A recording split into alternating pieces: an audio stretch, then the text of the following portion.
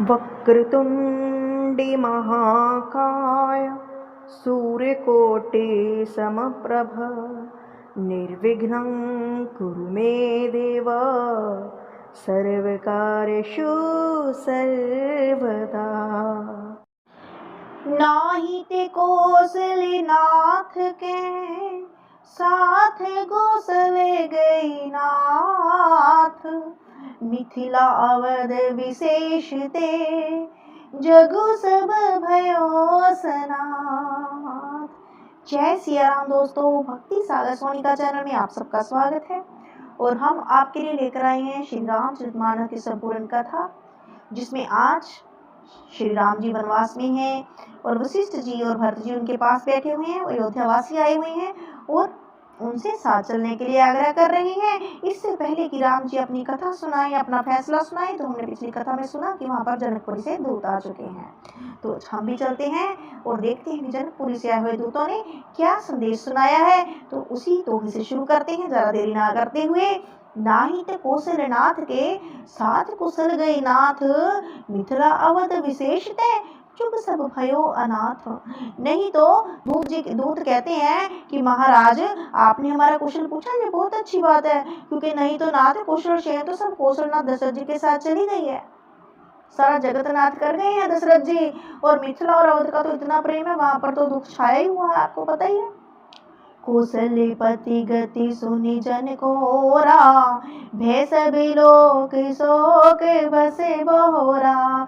जेहि देखे तेहि समय विदेहु, नाम सत्य अस लाग न केहू। अयोध्या की गति दशरथ जी का मरण सुनकर जनकपुरी वासी सभी लोग शोक बस बावले हो गए, सुध बुध बुध गए। उसी समय जिन्होंने विधेय को देखा, उनमें से किसी को ऐसा ना लगा कि उनका विधेय नाम सत्य है, क्योंकि देहाभिमान से शून्य पुरुष को शोक कैसा। रान को चाल सुनते नरि पाली, सूझना कछु रसे मान बिनु ब्यालई। भरत राज रघुवर वनवासु, भा मिथिलेश ही हृदय हरासु। रानी के कुछ और सुनकर राजा जनक जी के कुछ सूझना पड़ा, जैसे मणि के बिना सांप को नहीं सूझता। फिर भरत जी को राज्य और रामचंद्र जी को वनवास सुनकर मिथेश्वर जनक जी हृदय में बड़ा दुख हुआ। नृप बुझे बुध सचिव समाजो, कहियो विचार उचित काक आजो। सुमिज अवध असमंजस दो, चले के रहिए न कहे कुछ को। राजा ने विद्वान और मंत्रियों के समाज से पूछा कि विचार कर कहिए कि आज क्या करना उचित है। अयोध्या की दिशा समझ कर दोनों प्रकार से असमंजस जानकर चलिए या रहिए। किसी ने कुछ नहीं कहा। नृपहि धरि धर हृदय विचारी, पठे अवध चतुर चरचारी। भूजी भरत सते भाऊ को भाऊ, आयो बेग न होए लखाऊं। जब किसी ने कोई सम्मति नहीं दी, राजा ने धीरे धीरे हृदय में विचार चार चतुर्गुप्त जर जासूस अयोध्या में भेजे। तुम लोग राम के प्रति भरत जी के स्वभाव अदुर्भाव का पता लगाकर जल्दी ही लौट आना, किसी को तुम्हारा पता ना लगे। गई अवध चरे भरत गति, भूज देख कर तूत। चले चित्रकूट भरत, चार चले तिरहूत। गुप्तचर अवध को गए और भरत जी का ढंग जानकर उनकी करनी देखकर जैसे ही भरत जी चित्रकूट को चले, वे मिथिला को चल दिए। दूत ने आए भरत कै जर करनी, जनक समाज जथामते बरनी। सुनि गुरु परिजन सचिव महेपति, वे सब सोच स्नेह वे कलयति। दूतों ने आकर जनक की सभा में भरत जी को करनी की का अपनी बुद्धि के अनुसार वर्णन किया। उसे सुनकर गुरु कुटुंब मंत्री और राजा सभी सोच और स्नेह से अत्यंत व्याकुल हो गए। धैर्य धीरज कर भरत बढ़ाओ, लिए सुपट साहनी बुलाओ। गुरु पर देश राख रखवारे, है गए रथ बहु जान संवारे। फिर जनक जी ने धीरे धीरे कर भरत की बड़ाई करके अच्छे योद्धाओं और सहानियों को बुलाया। घर नगर देश में रक्षकों को छोड़कर गोरे हाथी रथ लेकर सवारियां सजवाई। दुगरी साध चले तत्काला, किए विश्राम नमक महिपाला। भोरे आज नहाए प्रयागा, चले जमन उतरन सब लागा। वे दुगड़िया मूर्त साथ कर उसी समय चल पड़े। राजा ने रास्ते में कहीं विश्राम नहीं किया, आज सवेरे प्रयाग में स्नान करके चले हैं। जब सब लोग यमुना जी उतरने लगे, खबर लेने हम पठे ना था, दिन कहीं अस महीनायो माथा। सात की रात च सात की दीने, मुनिवर तुरत विदा चर कीने। तब हे नाथ हमें खबर लेने को भेजा। उन्होंने ऐसा कहकर पृथ्वी पर सिर नवाया कि मुनिश्रेष्ठ वशिष्ठ जी ने कोई 6-7 वीलों को साथ देकर दूतों को तुरंत विदा कर दिया। सुनते जनक आगमनो सबू, हर्ष्यो अवध समाज। रघुनंदन ही सकोच बढ़, सोच विवश सुरराज। जनक जी का आगमन सुनकर अयोध्या का सारा समाज हर्षित हो गया और राम को बड़ा संकोच हुआ। और देवराज इंद्र तो विशेष रूप से सोच के वश में हो गए कि अब तक तो भरत जी और अयोध्या वासी आए थे, अब तो जनकपुरी भी आ गई है, अब क्या होगा। गरे गलान कुटिल कह के, काही कहे के ही दूषण दे। असमन आन मोदित नर नारी, भय बहोर रहब दिन चारी। कुटिल कई मन ही मन ग्लानि से गली जाती है, जिससे कहे किसको दोष दे। सब नर नारी मन में ऐसा विचार कर प्रसन्न हो रहे कि अच्छा हुआ जनक जी आए हैं, 4 दिन और रहना हो जाएगा। यही प्रकार गति बासरि सो, प्रात नहाने लाग सबको। करि मजन पूजे नर नारी, गणप घोर त्रिपुरारी मारी। इसी तरह वह दिन भी बीत गया। दूसरे दिन प्रातःकाल सब कुछ स्नान करने लगे। स्नान करके सब नर नारी गणेश जी, गौरी जी, महादेव और सूर्य भगवान की पूजा करते हैं।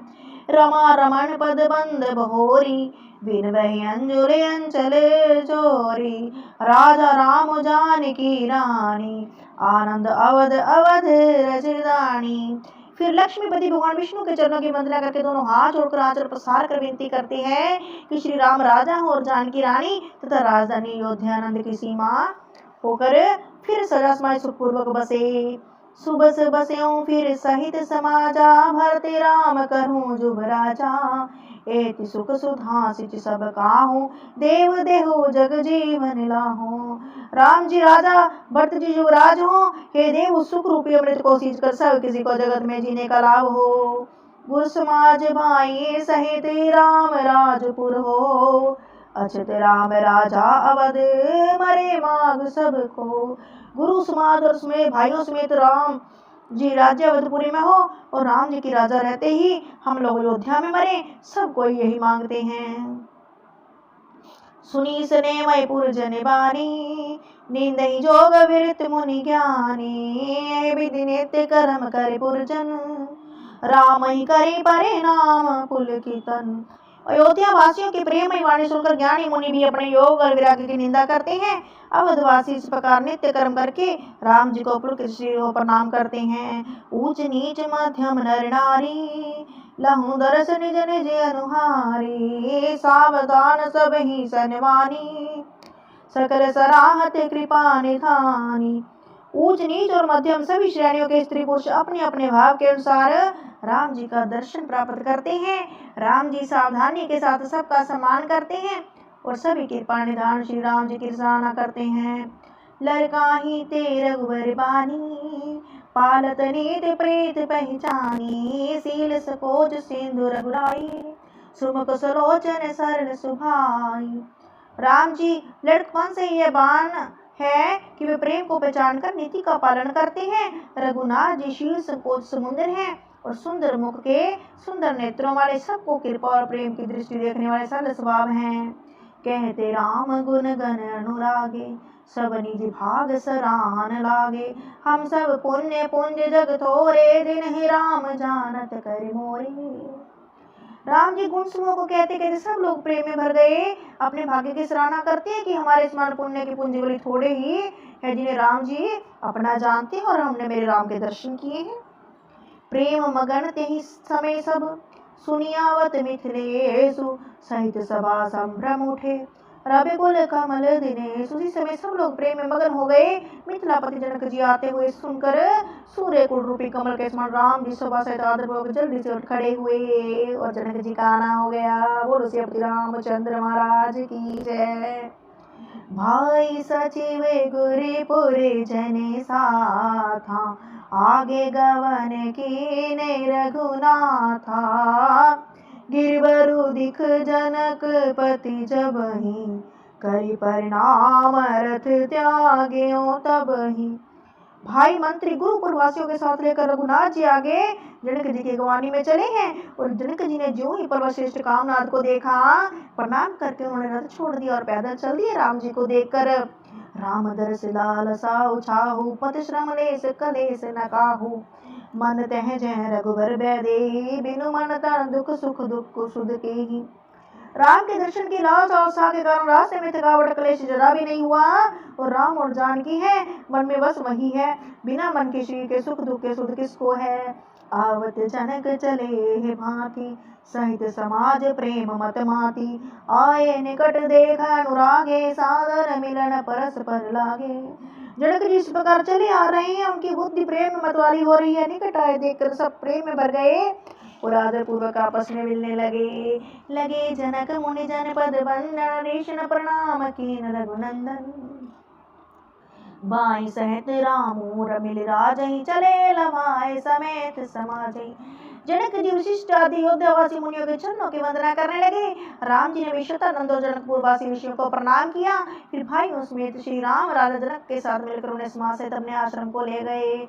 आश्रम सागर सात रस, पूर्ण पावन पाथ। सेन मनो करुणा सरित, लिए जाए रघुनाथ। राम जी आश्रम संत स्वरूपी पवित्र जल से प्रपूर्ण समुद्र है। जनक जी की सेना मानो करुणा की नदी है, जिसे रघुनाथ जी शांत रस के समुद्र से मिलाने के लिए ला जा रहे हैं। बोरति ज्ञान विराग करारे, वचन शोक मिलत नद नारे। सोच उसास समीर तरंगा, धीरज तट तरु भर कर भंगा। यह करुणामय नदी किनारों को डुबोती जाती है। शोक भरी वचन नद और नाले हैं। इस नदी में मिलती है सोच की लंबी सांसें ही वायु के झकोर को उठने वाली तरंगे हैं, जो धैर्य रूपी किनारे के उत्तम वृक्षों को तोड़ रही हैं। विषम विषाद तरावती धारा, बै ब्रह्म वर व्रत अपारा। केवट बुध विधि बड़ी नावा, सकहि के एक नहीं आवा। भयानक विषाद उस नदी की तेज धारा है। भय और प्रेम उसे असंख्य भंवर के चक्र हैं। विद्वान मल्लाह विद्या है, बड़ी नाव है, परंतु उसे खे नहीं सकता और किसी को उसकी अटकल ही नहीं आती है। पनचर कोले की रात बिचारी, थके बिलोक पथिक ही हारे। आश्रम उदित मिले जब जाई, मान उठे बिंदु कलाई। वन में विचरने वाले बेचारे कोल के यात्री हैं, जो उस नदी को देखकर हार कर थक गए। करना नदी आश्रम समुद्र में जाकर मिली, मानो समुद्र खुला बैठा हो। शोक विकल दौराज समाजा, रहन ज्ञान ना धीरज लाजा। भूम रूप गुणशील सराही, रोवहि शोक सेंधु अवगाई। दोनों राजकुमार शोक से व्याकुल हो गए। किसी को ज्ञान रहा, ना धीरज और ना लाज ही रही। राजा दशरथ के रूप गुण और शील को सराहना करते हुए सब रो रहे हैं और शोक समुद्र में डुबकी लगा रहे हैं। अब गाही शोक समुद्र सोचहि, नारे नरे व्याकुल महा। अब गाही शोक समुद्र सोचहि, नारी नर व्याकुल महा। दे दोष सकल सिरोष बोलहि, बाम विधि की नो कहा। सुर सिद्ध तापस जोगी, जन मुनि देखी दशा विदेह की। तुलसी न स्मरतु को, जो तर सके सरित स्नेह की। शोक समुद्र में डुबकी लगाते हुए सभी स्त्री पुरुष महान व्याकुल होकर सोच कर रहे हैं। सब विधाता को दोष देते हुए क्रोध युक्त होकर कह रहे हैं कि प्रतिकूल विधाता ये क्या किया। तुलसी जी कहती हैं कि देवता सिद्ध तपस्वी योगी और मुनिगण कोई भी समर्थ नहीं है जो उसमें विधेय की दिशा देखकर प्रेम की नदी को पार कर सके। कि अमित उपदेश जहे ते, लोगन मुनि बरन है। धीरजु धरे नरेश कहो, वशिष्ठ विदेह सना। जहाँ तहाँ श्रेष्ठ मुनियों ने लोगों को अप्रेमित उपदेश दिए। वशिष्ठ जी ने जनक जी से कहा, राजन आप धैर्य धारण कीजिए। जासु ज्ञान रवि भावे नासा, वचन किरण मुनि कमल विकासा। तेहि की मोह ममता नियराई, यह सी राम स्नेह बढ़ाई। राजा जनक सूर्य भाव रूपी रात्रि का नाश कर देता है। उनकी जिनकी वचन रूपी किरणें कमलों को खिला देती हैं। क्या मोह ममता निकट भी आ सकते हैं? सीता राम को प्रेम की महिमा है, अर्थात राजा जनक की दशा सीताराम के लौकिक प्रेम के कारण हुई, मोह ममता के कारण नहीं। जो लौकिक मोह ममता को पार कर चुके हैं उन पर सीताराम का प्रेम अपना प्रभाव दिखाए बिना नहीं रहता।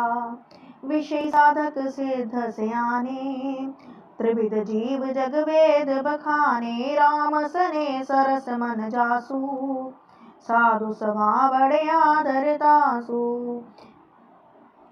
विशेष साधक ज्ञानवान सिद्ध पुरुष जगत में ये तीनों प्रकार के जीव वेदों ने बताए हैं। तीनों में जिसका चित्त श्री राम के स्नेह में हो, साधुओं के स्वभाव में उसी का बड़ा आदर होता है।